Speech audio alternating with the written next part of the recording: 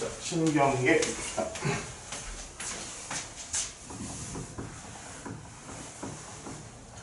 우리가 이제 감각기관이라는 걸 봤으니까 이 감각기관이 어떤 절차를 거쳐서 우리가 이제 해석을 할 수가 있게 되는지 그 얘기를 하는 건데, 자, 여기서도 좀 외울 것들이 많아, 외울 것들. 자, 일단 제일 중요한 게 신경계라는 게 뭘로 이루어져 있느냐. 일단 가장 중요한 게 뉴런이야, 뉴런.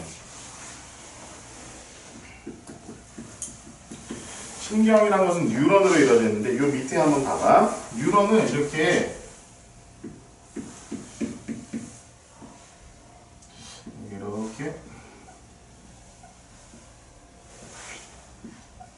이런 식으로 되어 있고, 여기 이제 또 다시 이런 식으로 되어 있는데, 자, 여기서부터 여기까지가 축삭돌기라고 그래.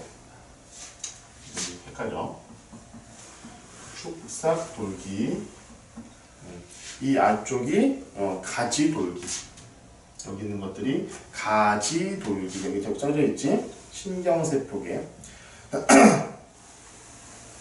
가지돌기.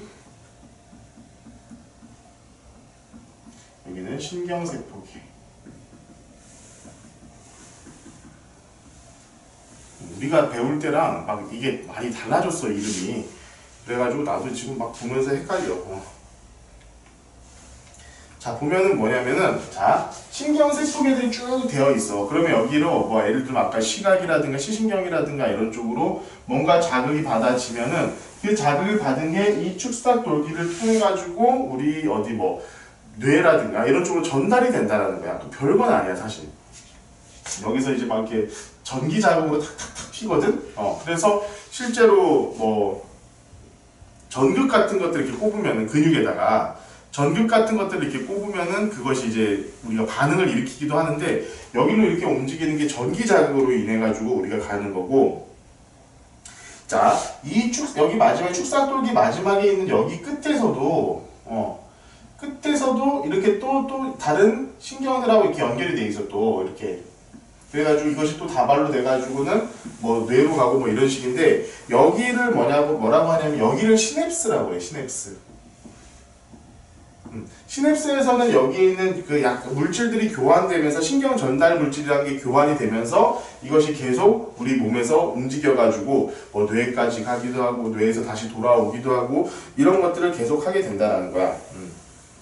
이런 뉴런에는 총 3가지 뉴런이 존재하고 있는데, 이건 정확하게 암기를 해야 돼. 이 모양 같은 것들 이렇게 된다는 것만 알면 돼. 이거는, 자, 뉴런은 감각 연합 운동, 감각 뉴런이 있고 연합 뉴런이 있고 그 다음에 운동 뉴런이 있어. 이렇게 총 3가지의 뉴런으로 구성이 되어 있어. 자, 감각 뉴런이라는 것은 뭐냐면은 우리 좀 전에 대했던 5가지 감각, 그 감각들을 받아들여가지고 전달해주는 뉴런을 우리는 감각 뉴런이라고 그래. 자, 얘는 이 뉴런으로 인해서 이 감각들을 연합 뉴런으로 보내줘. 연합 뉴런으로 보내준다고. 그럼 이 연합 뉴런들은 그것을 이제 판단을 하는 거야. 이런 자극이 이런 자극이야. 이런 자극은 이런 자극이야. 그러니까 너는 앞으로 이런 일을 해, 이런 일을 해. 라고 판단을 해가지고 그 자극을 다시 보내주는 게 바로 운동 뉴런으로 다시 명령을 내리는 거야. 예를 들어 내가 뜨거운 물건을 딱 잡으면은 야 얼른 빨리 떼! 뜨거워. 디니까 이 얘기를 해주는 게, 자 뜨거워. 그러니까 너 여기 뜨거운 걸 느꼈어. 그러면 연합 뉴런에서 야 빨리 손 떼! 해가지고 운동 뉴런으로 근육을 움직이게끔 하는 그 전기 신호를 보내주는 거야. 그럼 그때 손을 딱 떼게 되는 거지. 이게 바로 자극의 전달 과정이야. 그러니까 여기 그림 잘 나왔네. 자, 감각 뉴런에서 받아들인 자극을 뉴런에 전달하고, 연합 뉴런에서는 얘를 이렇게 합시다, 저렇게 합시다 라는 것들로 판단을 해서 다시 운동 뉴런, 보통의 이제 근육에다가 그걸 전달을 하겠지. 이 근육에다가 운동 뉴런으로 그 명령을 전달을 하면은 당연히 이제 거기서 떨어져 나가게 되는 거지. 다음 장. 자, 이런 신경계는 우리가 일단 기본적으로 중추신경계와 말초신경계로 나뉘어져 있어. 중추신경계, 다음에 말초신경계. 자, 중추신경계는 뇌랑 척수야. 요거 두 개만 중추신경계고 나머지는 다 말초신경계라고 생각을 하면 돼. 자, 중추신경계 중에 지금부터 뇌 얘기를 할 건데, 자, 이 뇌는 암기할 게 엄청 많다. 암기할 게 엄청 많고 이거 다 암기하고 있어요. 자, 대뇌가 이렇게 있고 그 가운데에 딱 있는 게 뭐냐면은 간뇌야. 간중연을 외워야 돼. 간뇌, 중간뇌, 연수.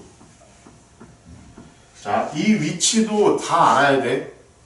이 뇌 위치, 어디에 뭐 있는 위치라는 것들도 다 기억을 하고 있어야 돼. 연수 밑에 이렇게 척수가 붙어 있어. 여기가 대뇌. 그리고 요 뒤쪽에 붙어 있는 게 뭐냐? 소뇌야, 소뇌. 자, 하나, 둘, 셋, 넷, 다섯, 여섯 개. 요 여섯 개는 이 위치랑 이름, 그리고 여기서 하는 일들을 다 외우고 있어야 돼, 정말로. 응? 이 여섯 개 다 외우고 있읍시다. 첫 번째 뇌부터 볼게요. 척수는 사실 뇌는 아니야. 자, 대뇌는 복잡한 정신 활동의 중추다. 여기서 모든 생각을 다 한다는 거야. 여기서 모든 판단을 내리고 뭐 생각을 하고 너희들이 하고 있는 뭐 공부 다 결국엔 대뇌에서 하고 있는 일이라고 생각하면 돼. 자, 나머지 것들은 그냥 몸에 어떤 것, 뭐 몸에서 일어나는 여러 가지 것들 중에 가장 특별한 여러 가지 것들을 우리가 관장하는 뇌라고 생각하면 되는데, 소뇌는 근육 운동을 일어나게 하고 그 다음에 몸의 균형을 잡아. 이거 엄청 중요한 일이잖아. 그러니까 이를테면 딱 그런 거야. 우리가 소크라테스의 책을 읽지는 않아도 살 수는 있어. 근데 내가 막 몸에 계속 맨날 넘어지지 않으려고 이렇게 서 있어야 되는데 넘어지면 계속 다칠 거 아니야, 내가. 그럼 내가 살아가는 데 문제가 있거든? 자, 눈이 보이지 않아. 그럼 살아가는 데 문제가 생기는 거야. 그러니까 생명 활동에 지장이 생기는 거야, 그거는. 자, 그런 것들이 여기 연수, 중간뇌, 간뇌, 소뇌 이런 데서 하는 것이고 그것을 넘어서는 좀 고차원적인 일을 하려고 할 때 우리는 그때 대뇌를 사용하는 거야. 실제로 그래서 동물들이 이 대뇌가 굉장히 작아. 별로 그런 일을 안 한다는 거예요, 사실은. 사람만큼 안 한다는 거지. 자, 그래서 소뇌가 하는 일은 몸의 균형을 잡고 그 균형을 잡기 위해 근육을 운동하는. 내가 이렇게 가만히 서 있지만 이 가만히 서 있는 게 가만히 서 있는 게 아니잖아. 내가 이렇게 계속 뭔가 계속 앞으로 움직이고 뒤로 움직이고 있을 거 아니야, 사실은. 그것을 아주 미세하게 계속 조절을 하고 있는 게 어디냐? 그것을 소뇌에서 하고 있다는 거야. 두 번째, 간뇌. 야, 체온과 체액의 농도 조절. 이거 아주 중요한 일 아니니? 내 체온이 36.5도로 유지가 되지 않으면 그 죽는 거잖아. 그치? 그래가지고 이런 혈액 같은 것들이나 뭐 체온, 체액의 농도를 일정하게 유지시켜주는 것이 간뇌야. 이거 다 외워야 되는 거다. 중간뇌는 눈이야. 중간뇌는 그냥 눈 이렇게 생각하면 돼. 눈에 보이는 것을 조절을 하는 거야. 홍채라든가 이런 것들. 사실은 우리가 눈으로 보여지는 것은 뒤에 이게 망막에 맺혀질 때 거꾸로 맺혀져. 사진기도 보면 거꾸로 맺혀지거든. 이 거꾸로 맺혀지는 것을 그것을 우리가 바로 잡아주고 있는 것이 사실 중간뇌이기도 해. 자, 연수는 우리가 몸에 이제 어떤 항상 유지가 돼야 되는 거 있잖아. 예를 들면 심장이 뛰어야 된다는 거, 호흡을 해야 된다는 거, 소화를 해야 된다는 거, 이런 모든 것들을 다 연수해서요. 이 모든 것들이 다 연수해서 이루어지고, 자, 척수는 그 다음에 뭐냐?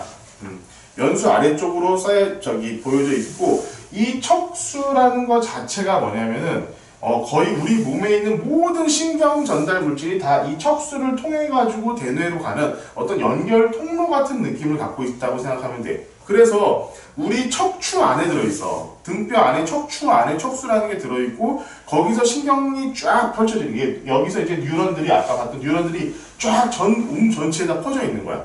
그러니까 결국에 머릿속으로 가는 뇌로 가는 우리 모든 몸의 자극 같은 것들은 결국 척수를 통해 가지고 머리로 가고 있는 거다라고 생각을 하면 돼. 그렇죠. 어려운 건 아니지만 자, 그런데 이런 거 있잖아. 너 조건반사와 무조건반사 혹시 들어본 적 있지? 조건반사가 뭐야? 분단적달라고 하잖아. 걔가 침을 그런 걸로만. 그러니까 조건반사랑 무조건반사라는 것은 일단 기본적으로 이거야. 그러니까 걔한테 음식을 주면 침이 흐르지. 왜냐면 이제 소화를 시켜야 되니까 그러는 거야. 이건 무조건 반사야. 그런데 자 조건을 거기다 주어진 거야. 딸랑딸랑 하면서 계속 주다 보니까 딸랑딸랑만 해도 내가 이제 밥을 먹겠구나 해가지고 무조건 반사로 바뀐 거야. 자, 딸랑딸랑은 그냥 소리일 뿐이야. 그냥 소리가 나면 소리가 나는구나 라고 생각을 해야지 그것 때문에 밥을 주는구나 이렇게 생각을 안 하거든. 근데 여기서 말하는 이제 무조건 반사는 뭐냐면은 봐봐. 내가 먹이를 딱 갖다 주면 침을 흘리는 것은 무조건 반사이기 때문에 뭔 생각 없이도 자동으로 되는 거야. 내가 머릿속으로 이제 드디어 음식이 나왔으니까 침을 흘려야겠다 라는 생각을 안 해도 자동으로 되는 거야. 그게 무조건 반사야. 근데 조건 반사라는 건 뭐냐면 내 머릿속으로 3번 생각을 거쳐야 되는 거예요. 조건 반사거든. 그럼 봐봐. 자, 내가 여기서 척수에서 신경이 잔뜩 나가 있어. 우리 몸에 이제 사실 허리 디스크라는 게 뭐니? 이 척수가 눌리는 거야. 그러니까 아픈 거야. 몸이 저리고. 여기 뭐 신경이 제대로 신경 전달이 제대로 안 되니까. 자, 요런 것들이 딱 들어와가지고 척수 거쳐서 대뇌까지 갔다가 다시 가면은 이 시간이 얼마나 오래 걸려? 물론 얼마 안 걸려. 얼마 안 걸리긴 하지만 그래도 시간이 오래 걸린다고. 이를테면 아까 얘기했던 거야. 뜨거운 것에 내가 손을 이렇게 댔어. 그러면은 뜨겁네. 그러니까 빨리 손을 떼. 라고 하기 전에 그냥 딱 뜨거워하면서 바로 떼잖아. 그것이 바로 연수랑 척수에서 바로 그냥 야 뜨거우면 빨리 떼야지 마. 이렇게 되는 거야. 여기까지 가지 않고 바로 척수에서 그냥 하는 게 그게 바로 무조건 반사야. 위까지 가지 않는다고. 그냥 자동으로 나타나는 게 무조건 반사인 거야. 무릎 치면은 이게 탁 튀어오르는 거 이런 거 있잖아. 이런 게 무조건 반사야. 무조건 반사. 이런 것들은 척수에서 바로 그냥 신경 전달을 해줘. 그러니까 아까 보면은 뉴런에서도 뉴런이 자 감각 뉴런이 있고 연합 뉴런이 있고 운동 뉴런이 있잖아. 그러면은 감각 뉴런에서 연합 뉴런으로 어떤 자극이 가면은 그 자극에 대한 반응을 하게끔 하는 게 운동이거든. 이것이 이 연합 뉴런에서도 두 가지가 있는 거야. 자, 뇌까지 갔다 오는 게 있고 거기서 그냥 바로 자극 운동을 하게끔 하는 게 있고 이게 바로 무조건 반사야. 그냥 딱 바로 떼게끔 하는 거. 이것을 어디서 조절하냐? 척수랑 연수에서 조절을 하는 거야. 척수랑 연수에서 그냥 바로 빨리 너 해 빨리 야 생각할 필요도 없어. 뭘 빨리 떼야지 뭐 이렇게 있어 이런 거야. 그런데 어떤 특별한 뭔가 이제 내가 판단을 해야 되는 경우 딱 예를 들면 이것을 빨리 하는 사람들이 뭐냐면은 운동선수야. 운동선수. 공이 오고 있어? 그러면은 내가 뒤로 가가지고 여기서 딱 받고 공을 차야지 라고 생각을 하는 거 운동을 하게끔 하는 거지. 그게 이게 하도 연습을 많이 하면 어떻게 돼? 이게 무조건 반사가 돼버려. 맨날 공이 저렇게 오면 자동으로 이렇게 하는 거지. 이렇게. 이게 바로 파블로프의 개랑 똑같은 거야. 어떻게 보면.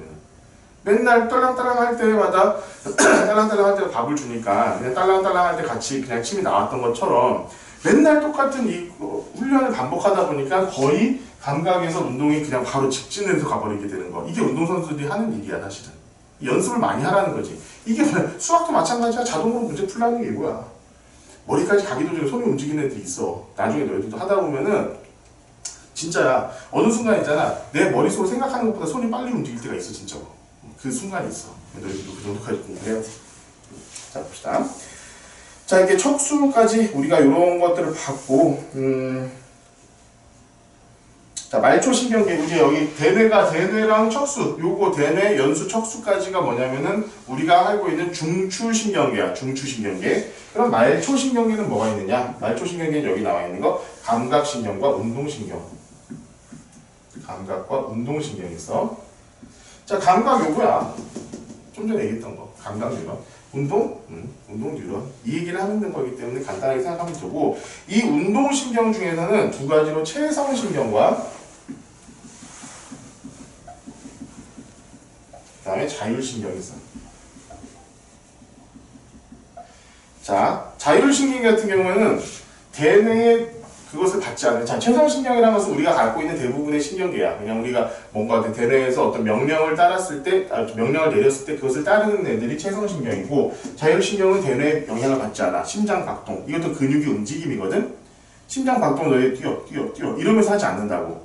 그냥 자동으로 그냥 우리 몸의 유지를 위해서 자동으로 되어 있는 거야. 이것을 우리는 자율신경계라고 해. 그냥 간단하게 그 정도만 알고 있으면 돼. 자, 201페이지. 내가 좀 전에 계속 했던 얘기 이거야. 거의 다 이미 다 얘기가 끝났어. 자, 자극과 반응이라는 건데, 자, 어떤 자극이 있어. 그런 다음에 그 자극을 얘에 의해서 반응을 해야 되는데, 의식적인 반응이 아까 얘기했던 조건 반응이라고 생각하면 돼. 의식적인 반응. 대뇌의 명령에 따라서 움직이는 게 바로 의식적인 반응이야. 그런데 무조건 반사는 뭐냐? 대뇌가 판단하지 않는다고. 이게 급박한 상황이라는 거지. 자극, 감각기관을 통해서 바로 여기 척수, 연수, 많이 가봐야 중간뇌. 이 안에서 다 해결돼가지고 다 바로 너 이렇게 해 라고 반응을 하는 게 바로 무의식적인 반응인 무조건 반응이야. 무조건 반응. 대뇌와 관계가 없기 때문에 여기서 판단하는 시간 자체가 없어져. 그러니까 굉장히 빠르게 반응을 할 수 있다는 거지. 이게 바로 무조건 반응이에요. 이게 다 끝난 거야 지금 이게. 자, 척수에서 반사된, 척수에서 명령을 내려주는 게 있고 연수에서 반사를 내려주는 게 있고 중간뇌에서 반사를 해가지고 내려주는 게 있어. 그게 이런 것들이 있다라는 거야. 중간뇌는 아까 뭐라 그랬니? 눈이야 눈. 그러니까 빛을 봐봐. 자, 밝네. 그러면은 이제 밝으니까 내 홍채를 늘려가지고 동공을 줄여야겠네. 이렇게 생각하면 늦다고. 가지 않고 중간내에서 바로 그냥 그것을 해결하게 해주는 거야. 너희들 뭐 생각하냐? 지금 밝으니까 이런 생각 한 번도 해본 적 없지. 밝으니까 나의 홍채를 줄여야겠다 이런 생각 해본 적 없잖아. 그런 거가 똑같은 거야. 그냥 자동으로 여기서 그냥 해결이 되기 때문에 우리가 생각할 필요가 없는 거야. 자, 이게 바로 무조건 반사입니다. 우리 읽어보면 돼. 어렵진 않아. 자, 봅시다. 자, 205페이지 중단의 심정리 한번 볼게. 자, 여기 보면은, 자, 뉴런이 이렇게 생겼고, 중추신경계랑 말초신경계랑 이렇게 주어져 있다는 거. 자극의 전달과 반응에서는 의식적인 반응. 이게 의식적인 반응이 뭐냐면은 조건 반사. 무의식적인 반응은 무조건 반사. 이렇게 되어 있다는 거예요. 그러니까 지금 너희들이 얘기했던 그 파블로프의 개라는 것도 결국에는 무조건 반사가 조건 반사가 되어야 되는 상황이 무조건 반사로 바뀌게 된 케이스가 된 거야, 그게. 그러니까 거기서 뭐가 무조건 반사야? 그런 거 같지는 생각 안 해보자.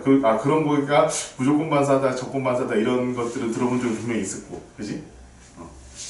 어떤 게 조건 반사고 어떤 게 무조건 반사야? 그렇지. 생각을 그렇게 해. 봐봐. 파블로프의 개가 어떻게 된 거야? 처음에 그냥 음식을 주면 침이 나오는데 이것은 무조건 반사야. 자, 개한테 있어서 음식을 주면은 침이 나와. 이거는 무조건 반사야. 그치? 내가 침을 나오게 해야지 라고 하는 건 무조건 그러니까 생각을 안 하고 나온다고. 그런데 여기다 플러스 해가지고 종을 준 거잖아. 그치? 얘가 무조건 반사였고 얘는 종이 울렸어. 그냥 울렸네. 근데 계속 이것을 반복하다 보니까 종이 울리는 것 자체도 무조건 반사로 가버리는 거야. 원래 얘는 조건 반사거든. 얘는 조건 반사인데 무조건 반사로 바뀌어버린 거야 이게. 하도 많이 그렇게 하다 보니까. 그래서 만약 이것을 조건 반사라고 얘기를 하는 거지. 그래서 땡땡땡 울리면 뭐야? 밥을 주는구나 라고 생각을 해가지고 반사가 되는 거야. 조건 반사가 되는 거야. 무조건 반사처럼 반응을 하게 되는 거야. 조건 반사인데. 말이 어렵니? 그러니까 땡땡땡 울리는 건 뭐야? 조건 반사야. 그렇지. 땡땡땡 울리는, 그러니까 음식을 보면은 이게 나오는 거는 이건 무조건 반사라고. 그런데 땡땡땡 하는 것을 같이 계속 하다 보니까 땡땡땡 하면은 밥을 주는구나 이 생각을 하게 된 거야. 땡땡땡 하면은 그러니까 걔 입장에서는 뭘 한 거냐면은 땡땡땡 하면 이제 밥 주겠구나 라고 생각을 하고 있는 거야. 근데 그 생각만으로 바로 뭐야? 침이 나오고 있는 거지. 그게 이제 무조건 반사처럼 바뀌었다는 거야 이제 완전히. 근데 그렇지만 음식에 대한 것은 무조건 반사고 종에 대한 건 조건 반사거든. 결론적으로 여전히. 그러니까 이것을 합쳐버린 게 되는 거야. 그때 그 파블로프의 개의 실험은. 무슨 말인지 알겠니? 종 치는 건 조건 반사다. 그 무조건 반사 아니야. 조건 반사야. 종을 치면 밥을 준다라는 머릿속에 생각을 하게 된 거야. 알겠지? 이렇게 되고 이제 마지막으로 이제 항상성이야. 항상성.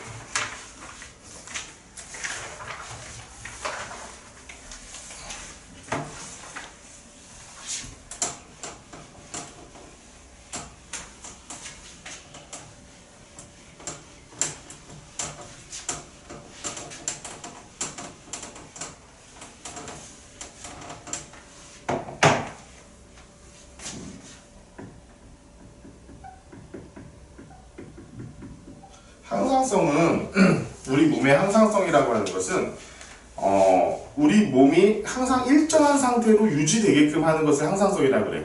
가장 대표적인 게 뭐가 되겠니? 체온. 체온이 가장 대표적인 항상성 유지야. 우리 몸은 37.5도 정도로 계속 유지가 되고 있잖아. 자, 우리 몸이 열이 난다는 것은 뭐야? 우리 몸 아프면 열이 나잖아. 그치? 왜 열이 날까? 세균이랑 싸우는 거. 왜 세균이랑 싸울 때 열이 날까? 그래서 세균이란 말은 정확하지는 않은 표현이야. 사실 바이러스라고 해야 돼, 지금부터는. 그치?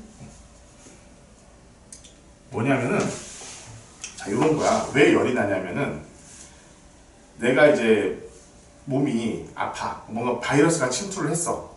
그럼 이 바이러스를 없애기 위해서 뭔가 우리 몸에 그 역할을 해야 될 거 아니야. 백혈구라든가 이런 것들이. 얘네들 잡아 죽이러 가야 돼. 얘네들 잡아 죽이러 가려면은 이 백혈구들이 활동하기 좋은 온도가 돼야 될 거 아니야. 이 백혈구들이 활동하기 좋은 온도가 실제로 우리의 몸의 36.5도보다 높아. 그래서 몸에 열을 내는 거야, 그냥. 그래가지고 몸을 뜨겁게 만들어서 싸울 수 있는 그 여건을 잘 만들어주는 거지. 그게 열이 나는 거야, 우리 몸에서는.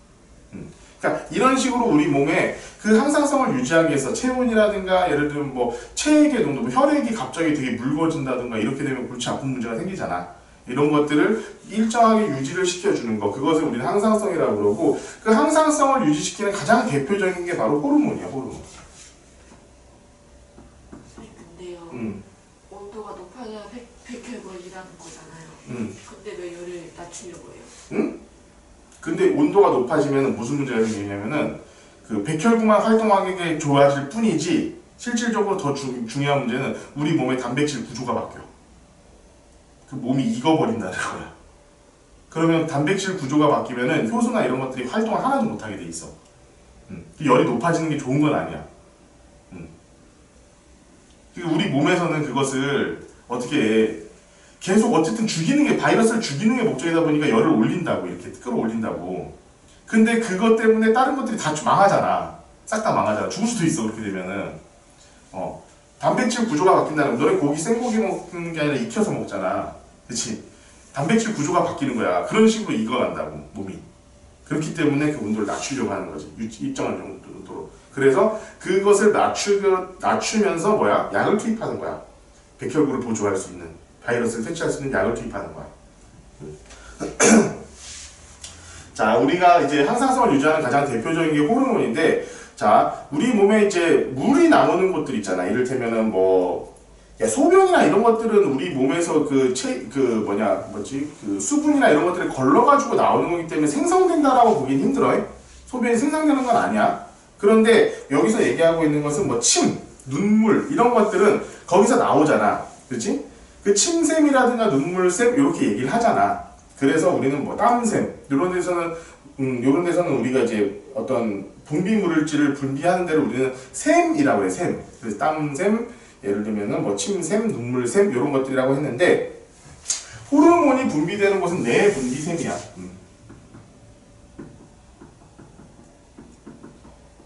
이건 그냥 이름을 외워. 내분비샘이라는 곳에서 분비가 돼가지고 혈액을 통해서 몸의 전체로 가는 게 호르몬이야.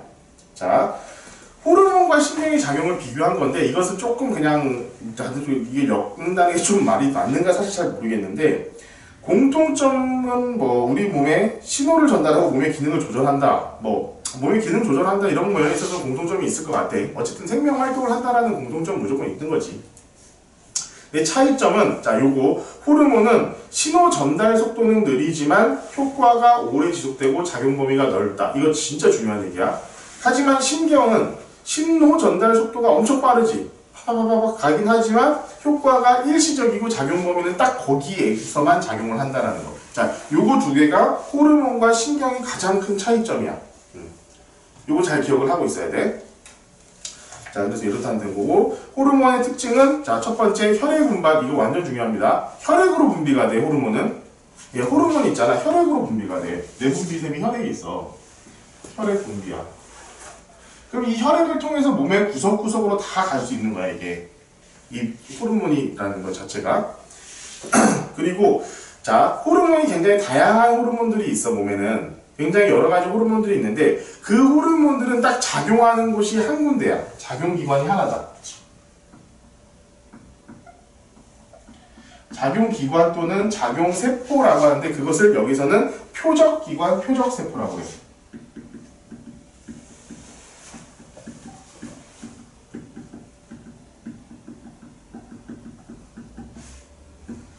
표적기관과 표적세포라고 하는데, 이 어떤 특정한 호르몬은 특정한 기관이나 특정한 세포에만 작용을 한다고. 특정 기관, 특정 세포에만 작용을 하기 때문에 그게 다른 데 아무리 뭐 많이 분비가 된다고 하더라도 딴 데에 문제가 생기진 않아. 근데 호르몬이 이제 많이 분비되면 굉장히 큰 문제가 생겨. 그것은 이제 이따가 저 당뇨병 얘기를 하면서 얘기를 할 거야. 자, 그리고 호르몬 양은 부족해도 넘쳐도 안 돼. 부족하면 결핍이고 호르몬이 넘치면 과다가 돼. 호르몬은 부족하지도 넘치지도 않게끔 되어야 된다는 거. 자, 여기 있는 사람의 내분비생과 호르몬 세포 나와 있지. 그림으로 쭉 나와 있지. 뇌하수체, 갑상샘, 부신, 이자, 정소, 난소 다 있는데 이거 다 암기. 이거 동그라미처럼 그냥 다 암기. 이건 100% 다 암기야. 여기 나와 있는 호르몬 이름도 다 외워야 돼. 티록신, 아드레날린, 글루카곤, 인슐린, 테스토스테론, 에스트로겐. 이거 다 외우고 있어야 돼. 어디서 분비가 되고 어떤 역할을 하는지 이거 다 암기하고 있어야 된다. 자, 봅시다. 215페이지. 결국 그러면 이런 호르몬은 어떤 식으로 우리 몸에 작용을 해가지고 항상성이라는 것을 유지를 할 것이냐. 지금부터 이 얘기야. 마지막으로 최종적인 얘기지, 결국에는. 자, 외부 환경. 그러니까 우리는 몸의 어떤 상태가, 일정한 상태가 계속 유지가 돼야 돼, 우리 몸은. 그런데, 외부 환경. 바깥에 날씨가 엄청 춥다든가, 이렇게 되는. 아니면 뭐 바이러스가 침투해가지고 우리 몸에 병이 걸렸다든가. 이렇게 되면 어떻게 되겠어? 이런 것들이 바뀐다고. 체온이 바뀌기도 하고, 우리 몸의 혈당량 같은 것들이 바뀌기도 하고, 체액의 농도 같은 것도 바뀌긴 해. 그 혈당량이 바뀌는 게 사실 당뇨병이야. 근데 이거 당뇨병 같은 경우는 여기서도 좀 자세하게 다루고 있기 때문에 이따가 다시 한번 설명을 해주긴 해줄 텐데, 자, 결국엔 뭐냐면은 이런 것들을 일정하게 유지시키는 것이 바로 항상성이고, 그런 항상성을 유지시키기 위해서 우리 몸에서 호르몬을 이용한다. 이 얘기를 하고자 하는 거지. 자, 봅시다. 항상성 유지되는 원리는 두 가지가 있어요. 첫 번째는 자율신경. 자율신경 아까 뭐라고 그랬어? 대뇌의 명령을 받지 않는 신경을 자율신경이라고 했어. 자율신경계라고 했지. 자율세포, 운동세포. 뭐야? 심장 뛰는 거는 머리에 영향을 받지 않아. 대뇌가 판단하고 심장을 뛰게 하지 않아. 얘네들 같은 경우에는 이런 것들이 계속 유지가 되면서 우리 몸에 어떤 혈액을 공급한다던가 호흡을 한다던가 이런 것들이 이루어지고 있는 거지.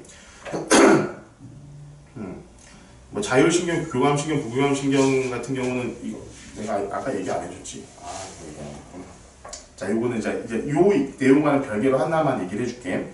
교감신경이 있고 부교감신경이 있어. 자, 교감신경은 뭔가를 급격하게 변화시키는 느낌이야. 이를테면은 예를 들어서 뭐 갑자기 뭐 위험한 상황이 됐어. 그럼 뭐야? 내 막 심장이 빡빡 뛰지, 그지? 그리고 뭐 심장이 막 갑자기 뛰고 막 손에 땀이 나고 이런 거. 이게 왜 그러냐면은 옛날에는 이 손이 건조하고 하니까 땀이 나가지고 미끄러지지 말라는 거. 어디 높은 데 올라가고 이럴 때 미끄러지지 말라고 손에 땀이 나고, 혈액의 이 속도, 심장 속도가 빨라지는 것은 내가 예를 들면 어디 다쳤잖아. 다치면 피가 쏟아질 거 아니야. 이 피가 쏟아지는 걸 어떻게 해야 돼? 막아야 돼. 근데 피가 쏟아지는 걸 막게 하는 게 뭐니? 그래, 혈소판. 혈소판들이 많이 갈 수 있게끔 혈액의 속도를 빨리 하는 거야. 빨리 여기가 응고가 돼가지고 지혈이 될 수 있도록. 그게 이제 그런 상황이 만들어졌어. 외부의 상황인 거지. 예를 들어 뭐 자동차가 나한테 달려온다라든가 뭐 되게 위험한 상황이 됐을 때. 그런 것들이 발생하게끔 하는 게 교감신경이야. 그러면 심장이 엄청 빨라지고 손에 막 땀이 나고 내가 이제 뭔가 근육이 긴장이 되고 딱 상태가 됐다가 이제 그 상태가 해소가 됐어. 그게 바로 교감신경에 의해 가지고 바로 이렇게 어떤 긴장 상태로 딱 돌아갔다가 그게 해소가 되면 어떻게 되겠어? 다시 원래 상태로 돌려야 되잖아. 그치? 교감신경에 의해서 몸에 이만큼 딱 준비가 됐다가 부교감신경들에 의해 가지고 이것을 다시 원래 상태로 돌려놔. 그러니까 교감신경은 어떤 상태에서 내가 나를 딱 만들어주는 걸 교감신경이고 그 어떤 상태에서 다시 원래 상태로 돌아오게끔 하는 게 부교감신경이다. 머릿속으로는 그렇게 좀 기억하면 편해. 응? 알았지?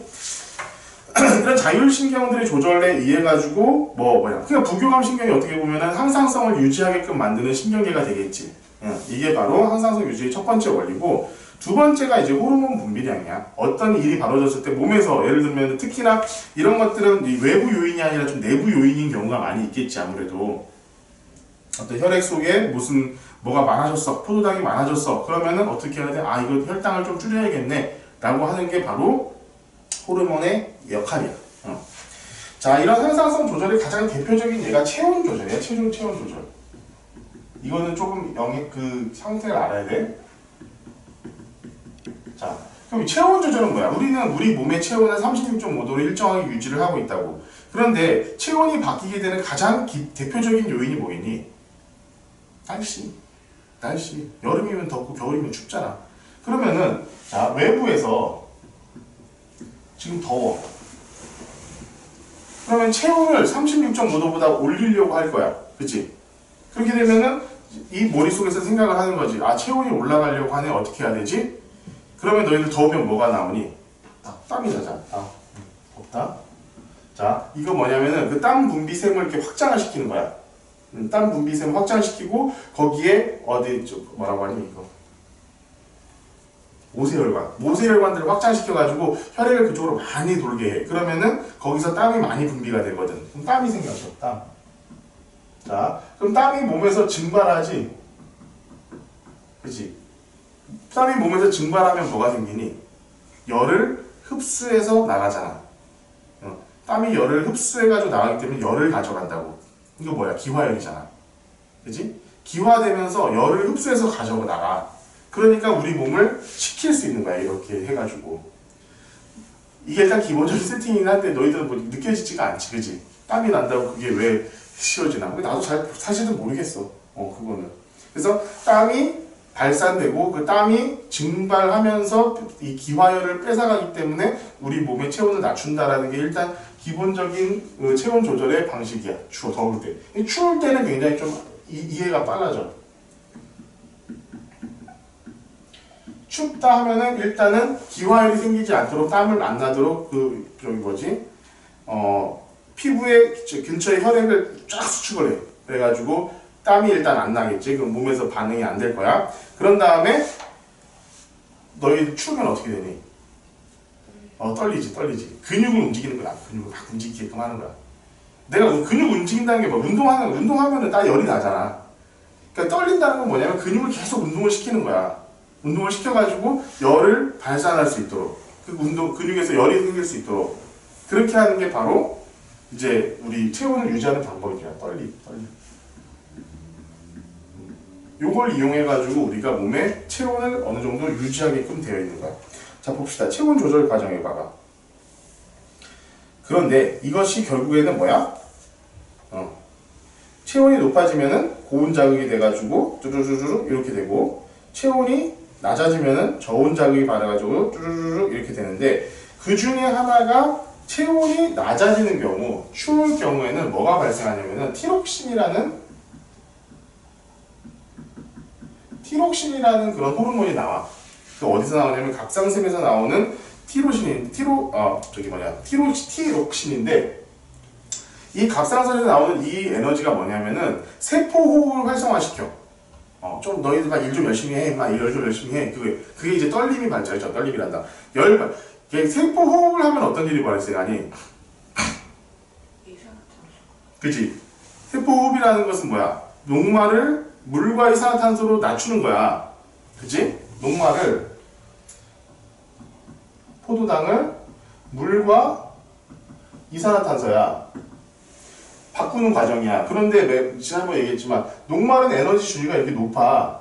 물과 이산화탄소는 에너지 준위가 이게 낮다고. 그러면은 요 에너지만큼이 열로 발생을 하는 거야.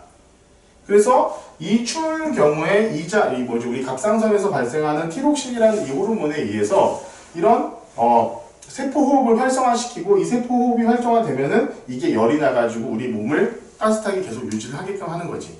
이게 바로 티록신 분비가 여기서 나오는 얘기야. 자, 오늘 이제 마지막에 혈당량 조절. 이제 혹시 주위에 당뇨병 있으신 분 계시니? 이 혈당량 조절이 결국 당뇨병 얘기를 하는 건데, 자, 당뇨라는 것은 뭐냐면은 일단 어떤 특징이 있냐면은 당뇨는 자, 포도당이 너무 많이 있는 거야, 혈액 속에. 포도당이 혈액 속에 너무 많이 있는 것을 우리는 당뇨라고 해요. 당뇨. 왜 그러냐면 당뇨는 뭐야? 근데 당이 소변에서 검출됐다는 게 당뇨잖아. 혈액에 너무 많으니까 그게 소변으로 배출이 돼버리는 거야. 그 정도로 너무 많아가지고. 근데 이게 뭐냐면 혈액 속에 포도당이 엄청나게 많으면은 굉장히 위험한 거거든. 아니, 에너지원인데 왜 위험한가? 모든 것은 있잖아. 그 적정한 선이 있어야 돼. 그게 넘어가면 우리가 다른 게 안 돼. 자, 당뇨병 걸린 사람들은 어떻게 되니? 약은 당연히 먹어야지. 엄청 마르는 거 혹시 봤어? 당뇨병 있는 사람들이? 포도당을 있잖아. 우리 몸에서 섭취를 하고 이렇게 지방으로 저장을 하고 이런 것들이 안 되는 거야. 이게 되게 위험한 당뇨합병증이 그래서 우리나라 사망 원인 1위가 암이고 2위가 뭐 심혈관계 질환 그리고 뭐 뇌출혈이라든가 심근경색 요 두 개고 세 번째가 당뇨합병증이야. 당뇨합병증. 당뇨병으로 죽는 게 아니라 당뇨병이 걸렸기 때문에 여러 가지 다른 병들이 생겨. 되게 많이 고생을 하는 그런 병인데 이게 이제 뭐 조절을 잘 해야지. 자, 포도당은 제 생명활동에 필요한 에너지를 공급하는 가장 대표적인 우리의 몸의 에너지원이야. 탄수화물이지, 탄수화물. 그런데 혈액 속의 포도당 양인 혈당이 피 속에 있는 당량이기 때문에 혈액 속의 포도당 양을 우리는 혈당량이라고 그래. 이 혈당량을 일정하게 유지시켜주는 게 굉장히 중요한데 이 혈당량은 어디서 분비돼? 이자에서 분비돼. 요건 암기야. 이자에서 분비되는 인슐린과 글루카곤에 의해서 조절이 돼. 인슐린, 글루카곤. 요건 다 암기해야 돼. 인슐린, 글루카곤. 얘는 이자에서 발생. 이자에서 나타나는 게 바로 인슐린과 글루카곤이야. 자, 어떤 식으로 우리가 얘네들이 일을 하느냐. 자, 우리가 밥을 먹으면은 포도당을 먹는 거잖아. 탄수화물을 먹는 거라고. 그러면은 순간적으로 혈당이 쭉 올라가. 그러면은 그때 뭐냐면은 이자에서는 인슐린을 분비해. 포도당 받아.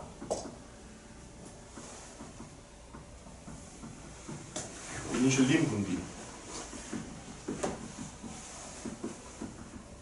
자, 인슐린이 분비되면 이 인슐린은 어떤 역할을 하게 되냐면은 자, 세포에는 보다 많은 포도당을 흡수하도록 얘기하고 간으로는 자, 인슐린은 조직세포 그리고 간 두 군데다 연락을 하는데 자, 조직세포에 연락해가지고 야, 조금 빨리 소비해. 소비 활동, 소비 촉진. 자, 당 소비를 촉진시키고 간에서는 이 포도당이 글리코겐으로 바뀌어. 포도당 글리코겐. 얘가 이제 뭐 지방이야, 지방. 지방으로 바꿔가지고 저장을 한다고. 그것을 간에서 해. 그렇게 하다 보니까 얘네 둘로 인해가지고 정상 혈당량으로 들어와. 그런데 글루카곤은 뭐냐면 포도당이 혈액 속에 당이 갑자기 떨어진다. 너희들 그런 얘기 하잖아. 아유, 뭐 갑자기 뭐 하다 보면 운동 같은 거 하다 보면은 에너지를 확 써야 되는데 그 에너지원이 포도당이란 말이야. 그 포도당을 확 쓰다 보니까 혈액에 있는 포도당이 확 줄어버리는 거야. 그러면 사실은 이 글루카곤이 먼저 어떻게 돼야 되냐면은 자, 글루카곤이 혈당이 갑자기 훅 떨어져. 그러면은 글루카곤이 저기 이제 이자에서 발생을 해. 포도당 과수. 포도당이 부족해지면 얘가 글루카곤을 분비하고 그런 다음에 뭐야? 간에다가 얘기를 하는 거야. 야, 빨리 글리코겐을 포도당으로 바꿔.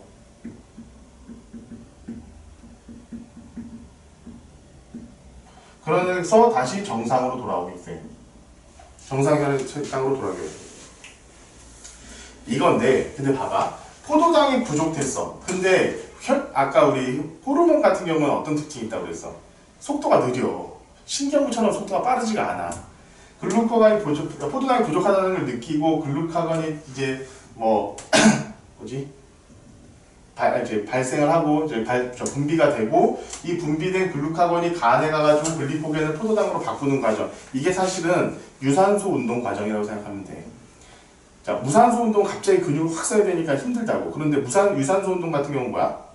계속 우리가 뭐 걷기라든가 뛰고 이제 살 뺄 때 다이어트 한다고 할 때 유산소 운동 많이 하잖아. 그게 뭐냐면은 이 글리코겐이 지방이거든. 지방을 포도당으로 분해하는 것을 이 과정이야. 근데 이 과정이 10분, 20분이 넘게 걸려.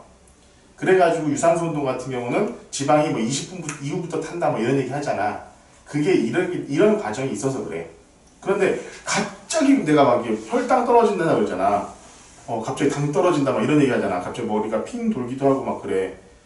이제 너희들은 아직 어려가지고 그런 거 볼 테지만 나도 한 40 넘어가니 가끔씩 그럴 때가 있더라고. 당 떨어질 때가 있어. 그러면은 혈액 속에 좀 당을 급격히 집어서 줘야 될 때가 있어. 그래가지고 나와 있는 게 초콜릿이라든가 포도당 캔디 같은 거 있지. 그런 것들은 먹자마자 바로 혈액으로 가. 그래가지고 그때는 그런 거 하나씩 먹어주면은 확실히 몸에 이렇게 당이 확 도는 느낌이 날 거야. 그래서 그러니까 이렇게 저혈당인 사람들이 있어. 그래서 이 저혈당인 사람들은 그래서 항상 이 뭐지 이 뭐라고 하니 초콜릿이라든가 이런 것들 갖고 다니면서 먹고 다니고 그렇게 포도당 사탕 이런 것들 그런 거 하나가 사실 제일 좋거든 사실. 네, 그러면 당뇨병 환자가 유산소 운동을 하면 글리코겐이 포도당으로 바뀌어도 자 여기서 당뇨병이라고 하는 것은 얘가 안 나와. 얘가 안 나와. 그래서 당뇨병 환자들이 뭐해? 쌀밥을 안 먹어. 현미밥을 조금씩만 먹어. 왜냐하면 포도당이 안 그래도 많아 죽겠는데. 그리고 인슐린 주사 매일 맞아. 자기가. 이 당뇨병 환자들이 하는 일이 그거야. 그러면은 뭐야? 얘가 지금 생기면 되겠어 안 되겠어? 안 그래도 포도당 많아 죽겠는데 얘가 나오면 되겠어 안 되겠어? 안 되지. 당뇨병 환자는 얘가 문제가 생긴 거야. 얘가. 알겠니? 잘 모르겠어. 왜? 뭘 모르겠어? 아니 뭘 모르는 분야가 있을 거 아니야. 그래가지고 내가 그 설명을 해주지. 당뇨는 뭐야? 혈액에 포도당이 엄청 많은 게 당뇨야. 그치? 포도당이 많으면은 인슐린이 분비가 돼야 되는데 얘가 안 나오는 거야. 그러니까 계속 높은 상태로 유지가 되는 거야. 그럼 문제가 생기잖아. 그럼 인슐린이 빨리 분비가 돼가지고 포도당 수치를 줄여야 되는데 얘가 안 나온다니까? 이게 바로 당뇨병이야. 그러면 어떻게 되겠어? 인슐린을 집어넣어줘야지. 그러니까 배에다가 주사 놓고 이렇게 하잖아. 인슐린 주사를 맞는 거야, 이제 스스로. 그리고 두 번째, 탄수화물, 포도당이 과다된 게 문제니까. 이게 많은 게 문제인데, 당이 과다된 게 문제인데, 쌀밥 같은 거 먹으면 어떻게 돼? 포도당이 더 많아질 거 아니야. 그래서 포도당 같은 것들이 아무래도 좀 줄어들어야 되는 현미밥, 이런 것들을 먹게 되는 거지. 이해가? 그래도 간에는 글리코겐이 있긴 있어요. 아 있지. 우리 몸에 지방이 있어. 야 글리코겐이 제로고 이런 건 아니야. 우리 몸에서 얘가 이렇게 바뀌고 얘가 이렇게 바뀌는 건 항상 일어나는 일이야. 근데 이것을 촉진시킨다는 거지. 인슐린은 포도당을 글리코겐으로 바꿔서 저장시키는 활동을 촉진시키는 게 인슐린인 거고 글루카곤 같은 경우는 글리코겐을 포도당으로 바꾸는 것을 촉진시키는 게 글루카곤인 거야. 항상 이 일은 일어나. 대신 인슐린이 분비되면 이것을 조금 더 강화시키는 거고 글루카곤이 분비되면 이것을 좀 더 강화를 시키는 거야. 그러면 당뇨병 환자가 인슐린이 안 나온다고 했잖아요. 그래도 간에 글리코겐이 있지. 간에 있는 게 아니지. 간에서 합성을 해가지고 우리 몸에 지방으로 저장하는 거라니까. 글리코겐이 지방이야. 지방. 포도당은 탄수화물 지방. 글루카곤도 나오잖아요.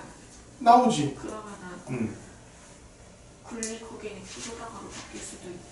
바뀌고 있지. 그러니까 혈액이 넘쳐나는 거지. 그럼 운동을 하면 안 돼요? 그러면 운동을 하면 안 돼요? 아니지.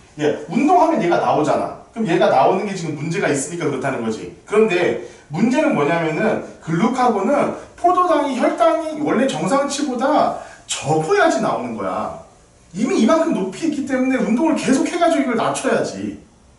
자, 그러니까 이게 얘는 정상 범위보다 낮은 상태에서 나오는 거고 얘는 정상보다 높은 상태에서 나오는 거야.